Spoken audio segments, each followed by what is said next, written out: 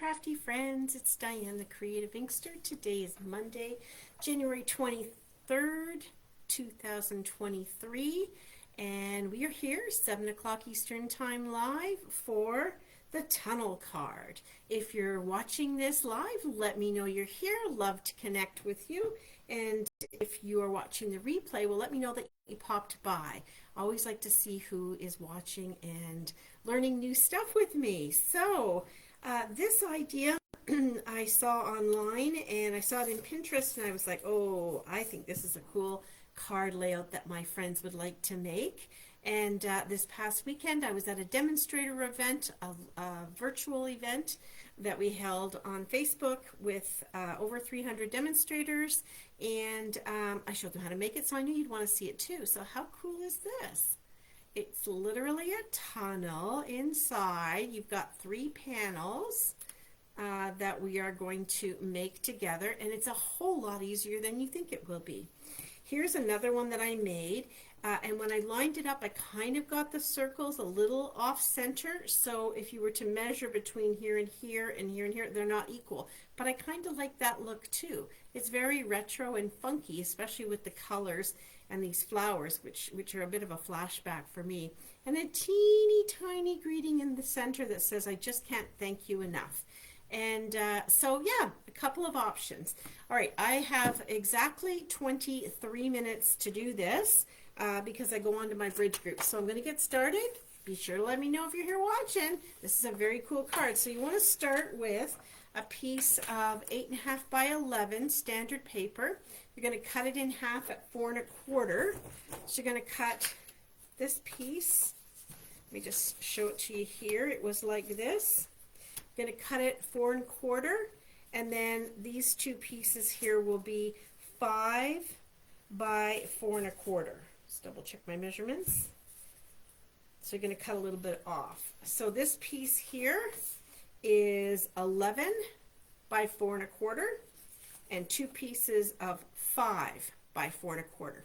You want to use white. You want to use a fairly light cardstock. So our basic white, not the thick, will be one of the best ways to do this. And if you have liquid glue, I highly recommend you use liquid glue on this project versus a tape runner or even tear and tape, which I usually love for 3D projects, but not this one because you want to be able to jig this into place a little bit. All right, let's do some scoring. So on your 4 1/4 by 11, grab your favorite scoring tool, put the 11-inch side at the top, and I've written in the measurements here so you can see them more clearly, as it's hard to see on white cardstock. So the first score line with it 11 inches across the top is at 4 1/4, then 5 1/4, then 9 1/2, and 10 1/2. I just wrote on here the word tab to remind me this is the tab that closes up the card on the far right, that thin 1/2 inch strip.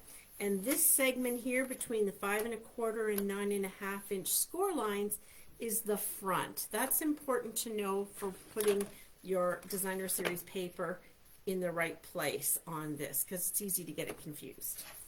All right, and then on the other pieces that are 5 by 4 1/4, get the 5-inch side across the top, score at 4 5/8, and on the left score at 3/8. But here's a tip. It's kind of hard. Maybe if you're left-handed, it's not as hard, but it is a little hard to get into that thin measurement.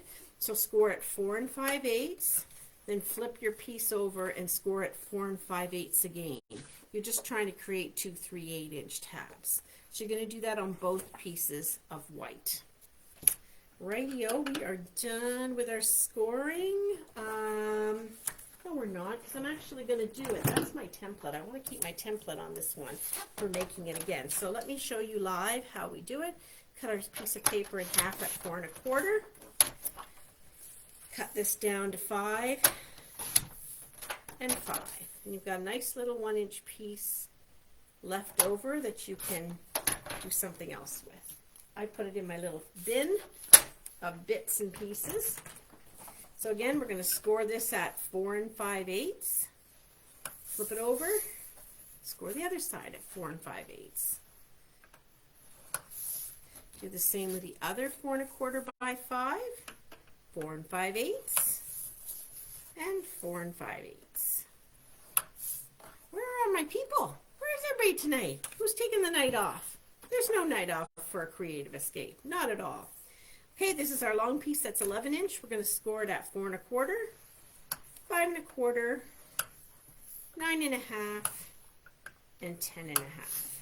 Here we go. We are good to go. All right. And then we need 3 other pieces of pattern paper, coordinating in patterns. And you just pick what you want to do. You're going to decide what's going to go on the front, what's going to go in the middle, and what's going to go in the back. So I am going to do it this way. They're 4 by 4, all of them, so it's fine to begin with for not worrying about what orientation they are. But I do like to kind of make that decision ahead of time so when I'm doing the cutting it goes well. So I'm going to score on all of my score lines in a way that makes this into a box. So I'm scoring around and around and around. Now we're going to unfold it in a little bit, but I wanted to give you the idea of this is that little thin 1/2 inch piece here on the right. That's the one that tucks in here. That's what makes the box. And I forgot to mention, but hi Brenda. Are you talking to myself? Yeah, I talk to myself all the time. It does fit in a regular size envelope, so that's a bonus. No fancy envelope needed. Okay, so there's the box base, and then your other 2 pieces that are scored. Just score these guys up. These are the 2 panels on the inside. I am going to just score them here so you can see when I go to put the pattern paper down. But normally I wouldn't need to score them because I could actually see my score marks. But that'll help you see them a little bit better. All right, now it's time to start cutting. So pull in your Stampin' Cut and Emboss machine. Oops. There we go. I apologize, my table will rock and roll over here. Grab the big piece. Now remember on my sample I've written where the front was. The front is the large section to the left of my tab. This is the front, so this is where I'm going to do my first cut. Oh darn, I gotta glue my pieces down first. Sorry, I'm getting ahead of myself. So I'm gonna glue this down, and I'm gonna use liquid glue, and I'm not gonna put any in the middle. I'm gonna just put the glue on the outside edges, because we're gonna cut circles out of the middle, so we don't want a whole bunch of glue because we want to reuse those pieces for something else, or I can show you what I did with them. So I'm literally gluing this 4 by 4 inside the front, the piece that I knew was front, in between the score lines. And then I'm going to do the same with the other 2. So I'm going to do my lining one's going to be in the middle. Again, I am not going to be putting glue in the center, just on the edges. Tuck this in between the score lines, like that. And then the third one, and if you have directional paper, this is where you want to think about that. You want to have it going up or vertical, or maybe you don't. Okay, come on, glue. There we go. Flip this over and we'll stick this guy in here. And you want to find some coordinating paper. So I'm using Dandy Designs, which is a free celebration item with a minimum $120 order. 48 sheets of 12 by 12 that coordinate, a very cute everyday patterns. All right, so now that those are glued down, we're ready to die cut. And you need a set of circles. You could do squares too, of course. I'm using the Stylish Shapes, which have 1, 2, 3, 4, 5, 6 circles in them. It really doesn't matter. Just whatever circle or square set that you use the same ones within that set. So I'm using the largest one, skipping the next one, using the next largest one, skipping the next one, and using this largest one. So we're reeling, if you were counting them, and there are 6, we're using from the inside number 2, number 4, and number 6 out of this set. Okay. I think we're going to figure out which ones go where. Let's start with the largest one first, which is the front. I'm going to lay my circle down in the center. It's not super important that it be centered. We're going to use this as the base for the next circle and so on. But I'm going to try to get it centered if I can, you know, without getting the ruler out. Because, I mean, it's a creative process. All right, so we're going to run this through. And we have our first hole. So this is what the outer hole is going to look like once we get it going. And the other piece is in. So we've got 2 circles left over. I'll show you what I did with mine afterwards. Then the next one we're going to take is the middle piece. So whichever color pattern paper you designate as the middle piece, which I designated this one. And we're going to use the last one I just did as a guide. So we're going to line up the score lines around this piece with the score lines on the middle piece. So you'll see your score lines there in front of you. You're going to line them up to give you an idea of where the center piece is again. Just to hold it there for a second. And then we're going to take the next largest circle. We're going to center it in here. And once again, you can do the best you can. Don't worry if it's not perfect. It will look nice just the same. And I've been using little I don't know what size these are, little post-it notes here to hold this in place. Okay, and then I'm going to take the top one out of the way so I don't end up with scratchy marks on it from my plates. That could happen. But that's helped me kind of position it. There's no perfect science for this unless you get a ruler out. And I don't encourage that. Okay, so here's this one. And once again, we're going to keep those circles because we're going to use them for something else. Then we're going to take the last one and do exactly the same thing. We're going to line up the 2 vertical score lines together. So when you line it up, the pieces are exactly the same size, 5 by 4 1/4. So it should fit just perfectly together like that. We're going to grab the smallest circle. We're going to stick it in the center there. Centered best we can. Then we're going to take those post-it notes. I'm just going to hold it there with my finger. Put some post-it note on it and then pull the top piece off. There we go. Those post-it notes will go a number of times through. And we'll run that through, and that's all the die cutting we need to do. Get that liquid glue handy because we're going to need it for the next step. Okie dokie, this is what we're left with. We have our large main frame. We'll have our middle piece and our piece with the smallest circle. So we're going to do just a trial run before we get carried away to make sure that we're as lined up as we should be. So you'd fold your score lines in, and you would actually want to do the smallest one first, sorry. The smallest one's going to go towards the back like this. And then this one's going to go in front of it. So we're just doing a general measurement to see that we have not messed our sizings up here a little bit. I'll just do a little look-see, and there we go. Because I think it would be easy to turn one of these around 90 degree or 180 degrees by mistake, and then it'd be completely off. So that is going to line up fairly nicely. So I'm going to open my big piece. I'm going to move my middle piece. We're going to glue the small piece down first. So with this open, you have 2 score lines here. This is the back. Oh, we should do our stamping in the back too. Let's do our stamping first, because otherwise you have to reach through, and that's a little complicated. So I have a really small stamp from Hydrangea Haven. Has a bunch of small ones. This one just says "For You" on it, so I can use this card for just about anything. And to figure out where it's going to go, I line the score line up on the left with this score line here, and then line it up top to bottom. I'm literally going to stamp through.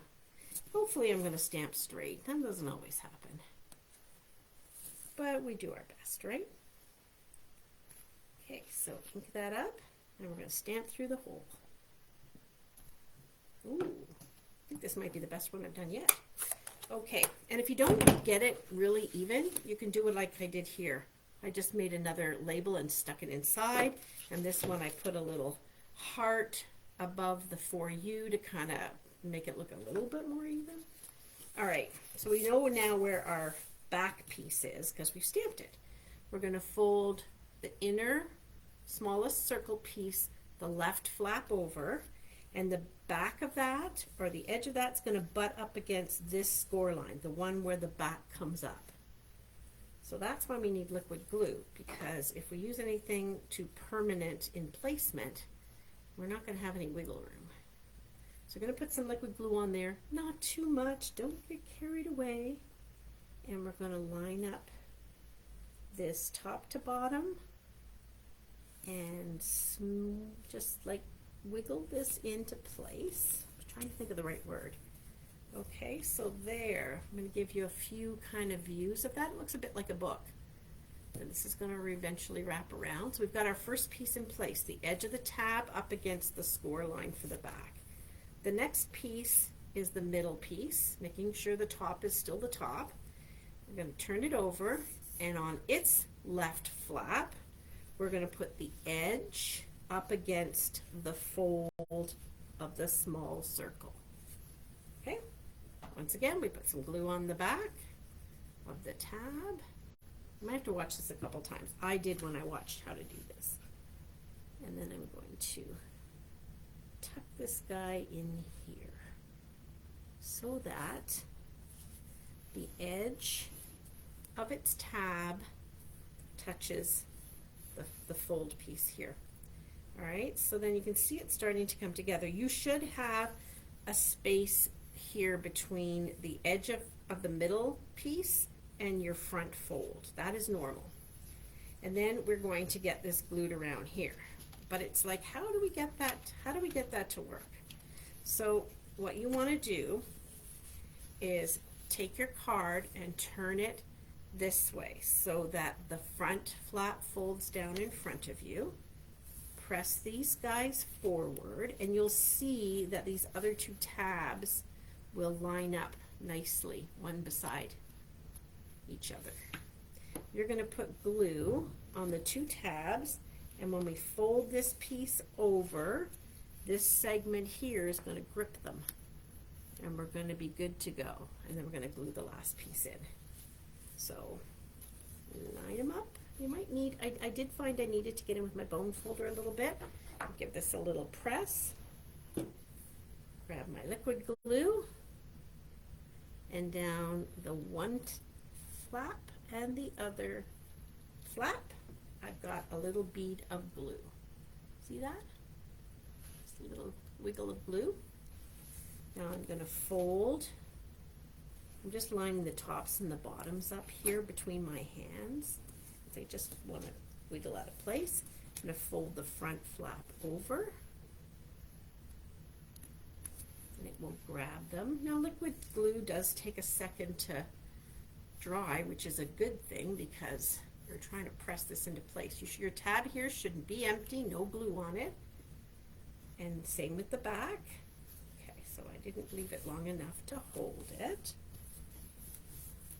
Press it into place. You might want to even put some paper clips or something on it to hold it for a little wee bit.